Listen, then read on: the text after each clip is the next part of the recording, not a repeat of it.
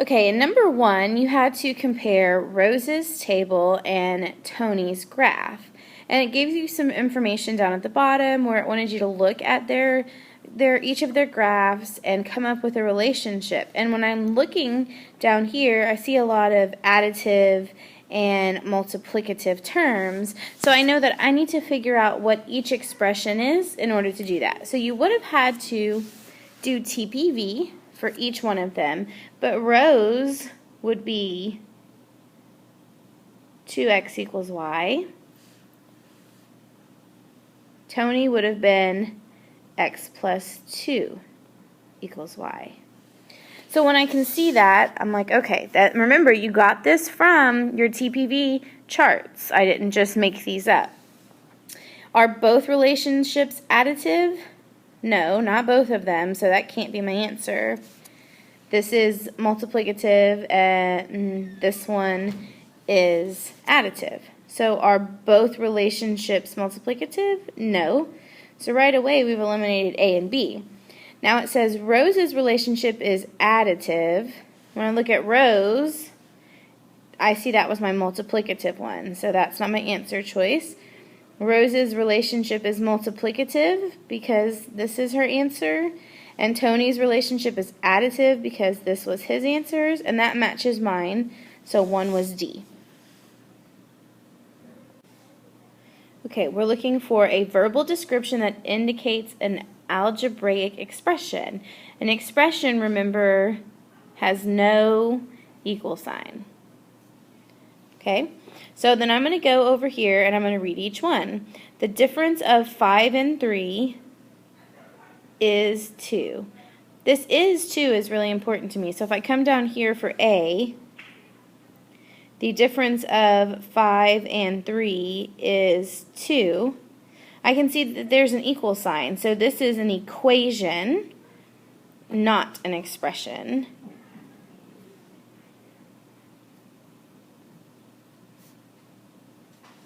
So I look at B, the sum of a number and 3.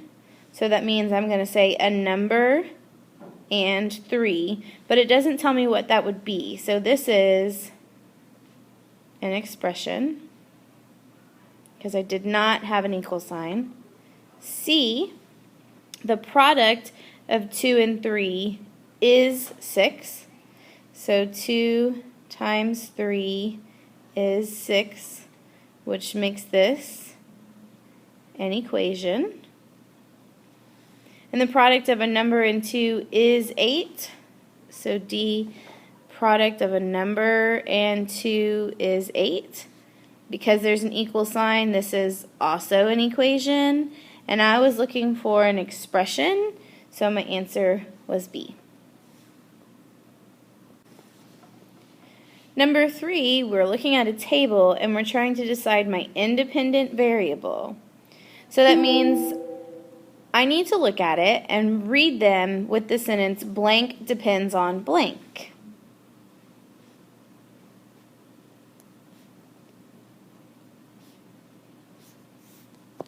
That'll help me decide what is my dependent and what is my independent. So time in minutes depends on number of words, or the number of words depends on time. So I'm going to go with number of words depends on the time. That would make my number of words my dependent and my time my independent.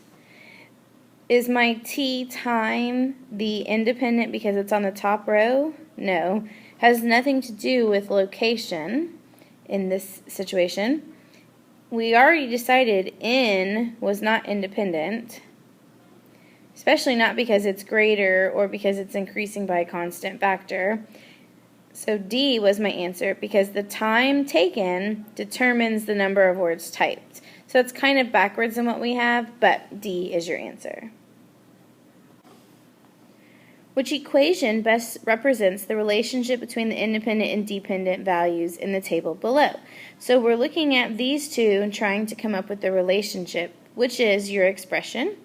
In order to do that, you need to complete a Tpv chart. Now I'll do this one with you because it was a little different. 1, 2, 3, 4, and x. You always want to put your variable down there because at the end it'll give you your answer. Then you ended up with half, 1, 3 halves, 2, and y.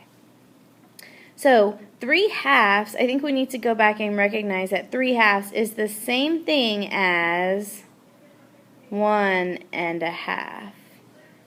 Okay, so the first thing we need to do is put our terms in parentheses.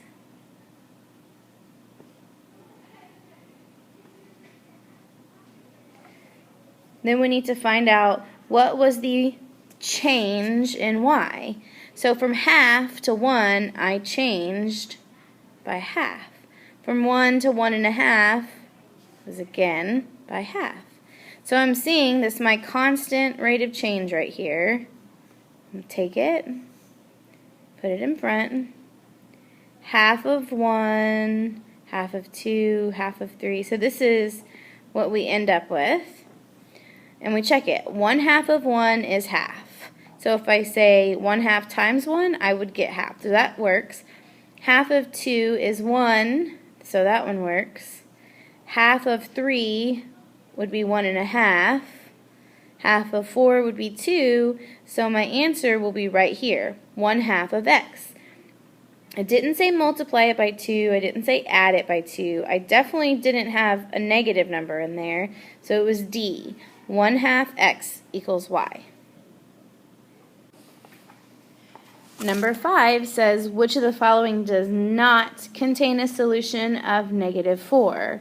That means you have to solve each of these problems. I'm going to give you the solutions for each of them, and then we'll go from there. So this, when you multiplied it out, you get x is less than or equal to 3. For this one, x is less than or equal to 16. For this one, x is equal to 14, and for D you would get x is equal to -4. And so it said which one does not contain a solution of -4. So the only way to answer this is to decide if -4 fits into it or not. So I'm going to replace x with -4. So is -4 less than or equal to -3? Yes. Is -4 less than or equal to 16? Yes. Is -4 equal to 14? No.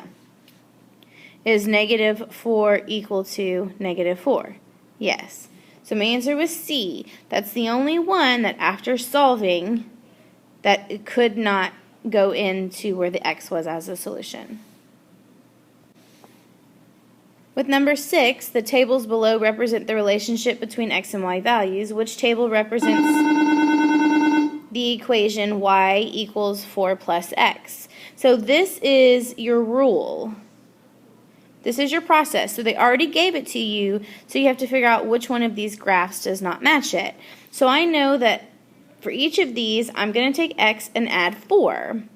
So I'm going to start with the easiest ones, and I'm going to start with 0, because 0 plus 4 gives me 4. 0 plus 4 does not give me -2, so that can't be my answer.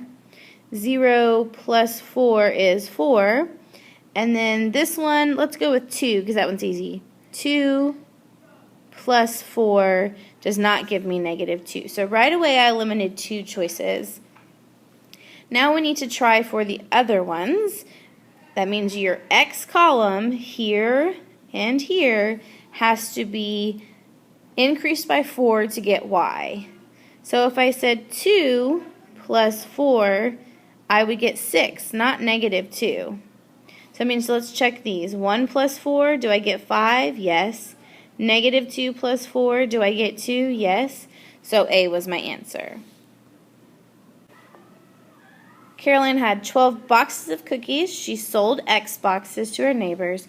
She has 3 boxes of cookies represented by the equation X plus 3 equals 12.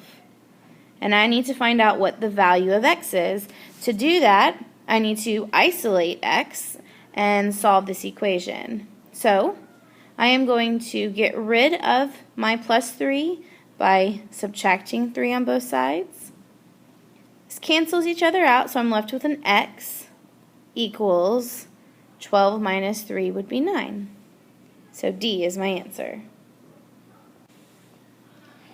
If Josh spent $12.30 on a new t-shirt and he paid with a $20 bill, we're trying to find X, the amount of change he receives. So if I was doing this, I would say, okay, $20, take away the $12.30, and that would give me what I have left, my change. But then when I looked at my answer choices, that was not an option. So I said, okay, I'll go back to what I started with, which was $20. So $20 and what gives me $20. So I'm going to add these two items. One I know is $12.30, and one of them I know is unknown, and that would give me 20. I wouldn't subtract them because then it wouldn't give me 20.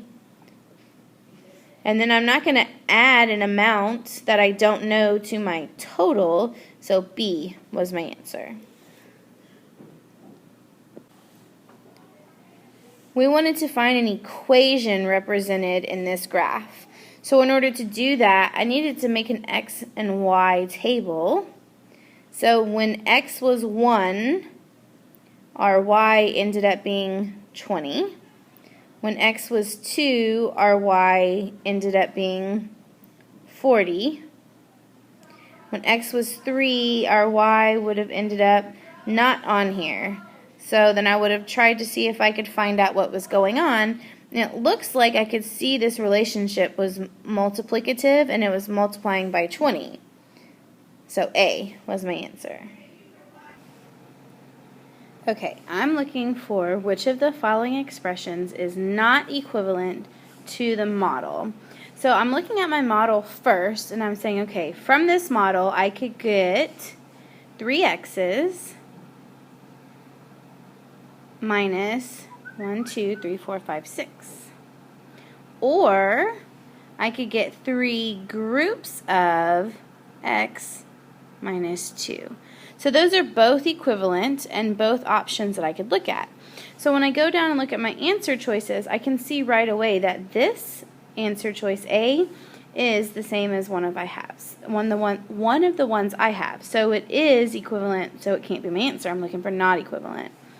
Any other easy fixes? Well, look at this one, and it doesn't match anything, so I'm going to put a question mark by it and check the other ones.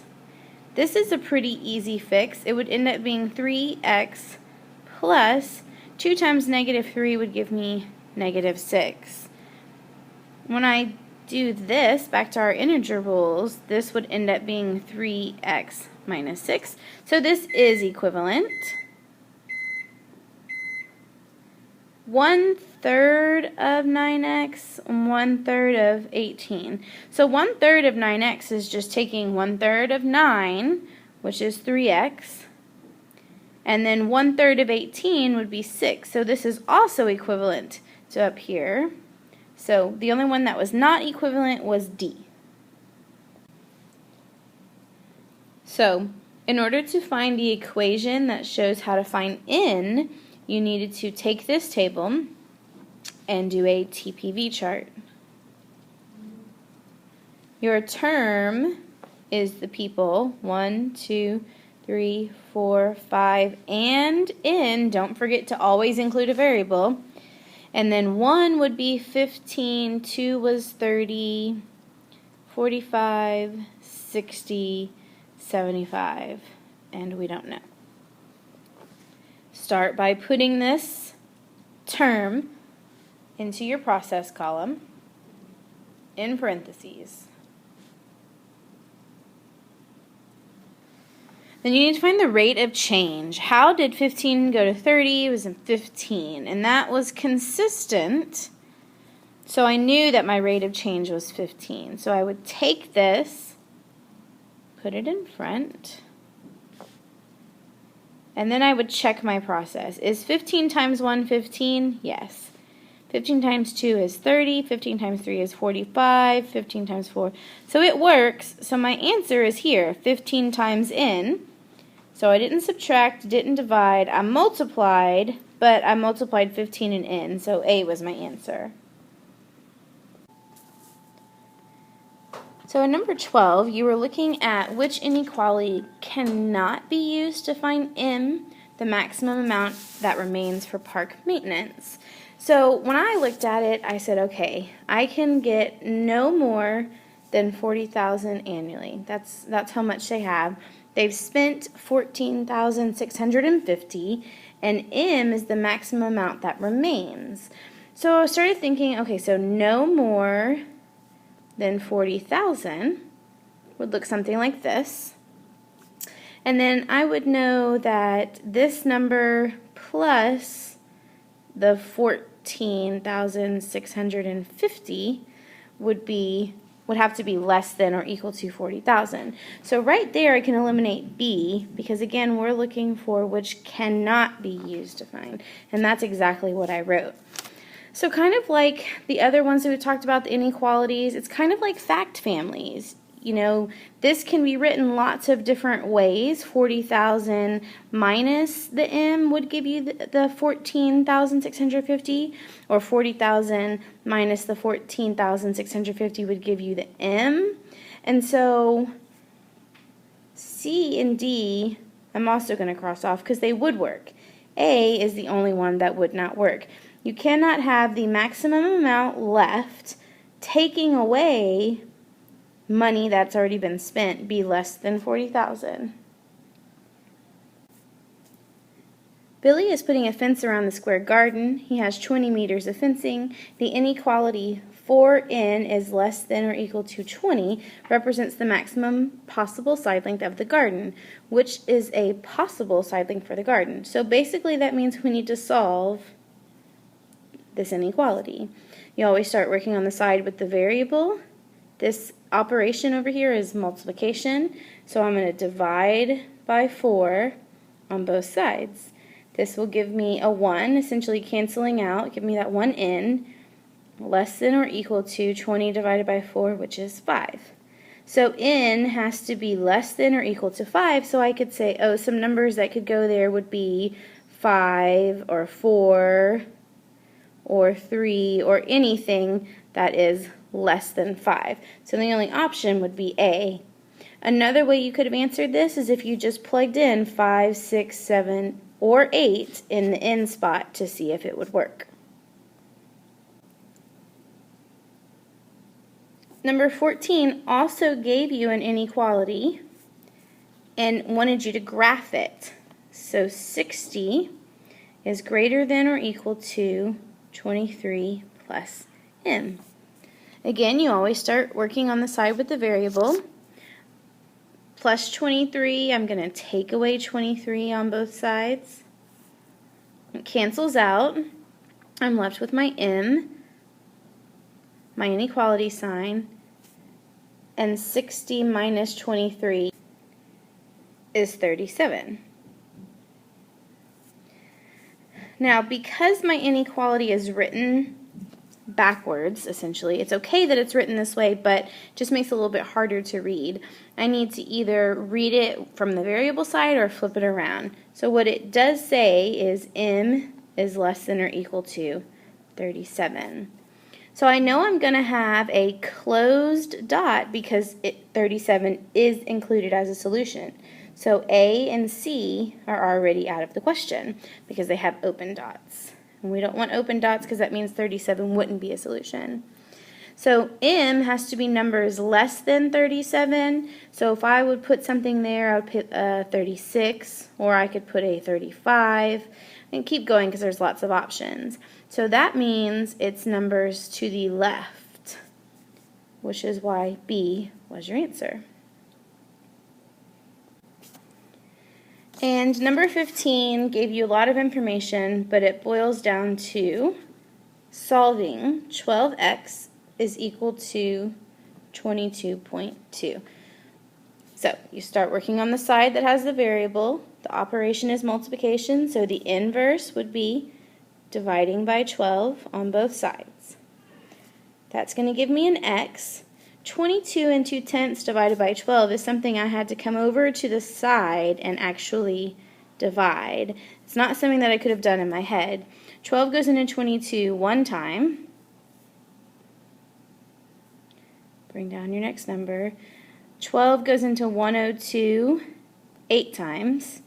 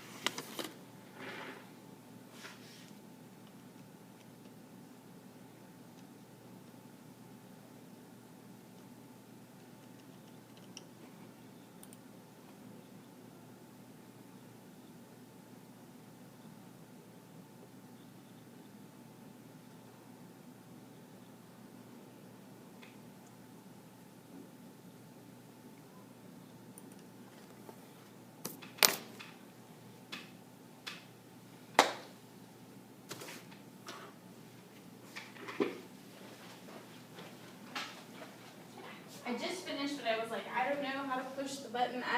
I could stop recording, but I was like, if I hit stop recording, I don't know. So it's done? Something else. Yes. Okay. Let's just get ready to go ask Alana a question.